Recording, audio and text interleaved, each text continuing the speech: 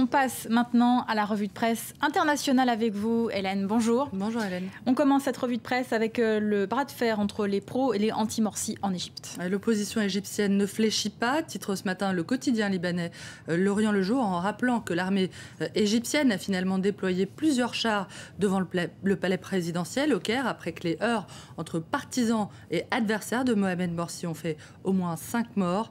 Une escalade de la violence dont fait état également The Wall Street Journal, avec l'image d'un manifestant blessé et évacué. L'opposition accuse toujours Mohamed Morsi de s'être engagé sur la voie dictatoriale après son décret du 22 novembre, par lequel, on le rappelle, il s'est arrogé des pouvoirs exceptionnels.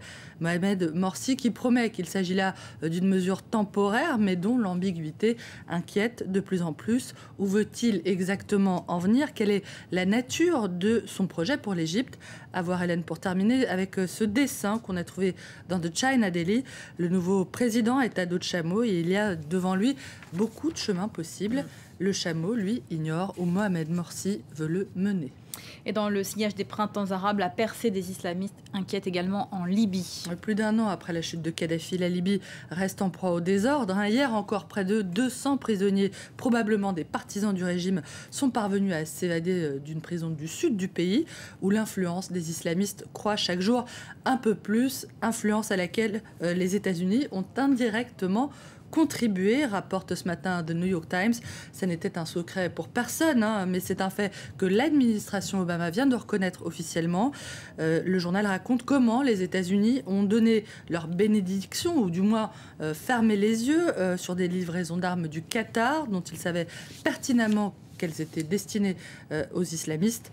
L'expérience libyenne qui apporte un éclairage important sur la conduite à tenir désormais vis-à-vis des insurgés syriens, d'après The New York Times. L'administration Obama qui s'apprête à dire goodbye à Hillary Clinton, la secrétaire d'État américaine, a fait ses adieux hier à l'OTAN. Elle partira début janvier prochain, mais son travail est d'ores et déjà salué, notamment par The China Daily, qui rend hommage en particulier à son travail avec l'Asie.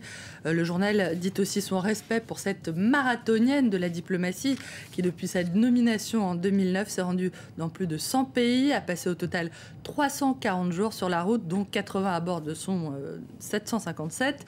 Hillary Clinton, meilleure avocate du Smart Power, du pouvoir intelligent, qui a su régler les problèmes laissés derrière lui par George W. Bush. N'en jetez plus, c'est une vraie déclaration d'amour. Charge maintenant à celui ou celle qui lui succédera de mettre ses pas dans les siens et d'endosser l'habit qu'elle a su si bien tailler. Je cite toujours The China Daily. Hillary Clinton pourra bien concourir ensuite à la prochaine présidentielle américaine en 2016. Et qu'on retrouve dans ce dessin du International Herald Tribune, faisant mine de ne pas y penser, moi, candidate, mais qui donc vous a donné cette idée? Ces gens-là ne se reposent-ils donc jamais? Eh bien, il faut croire que non.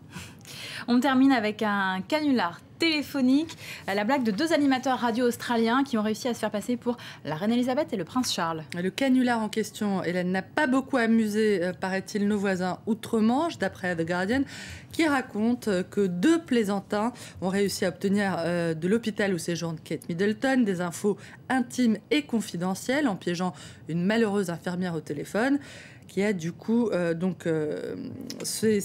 ont obtenu 2 infos effectivement ultra sensibles. Première info, que Kate Middleton avait passé une nuit paisible.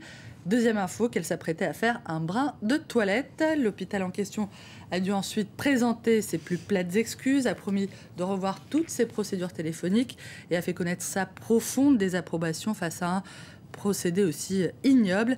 C'est vrai qu'il y a vraiment de quoi s'énerver au pays des tabloïds. Merci beaucoup, Hélène, pour cette revue de presse internationale.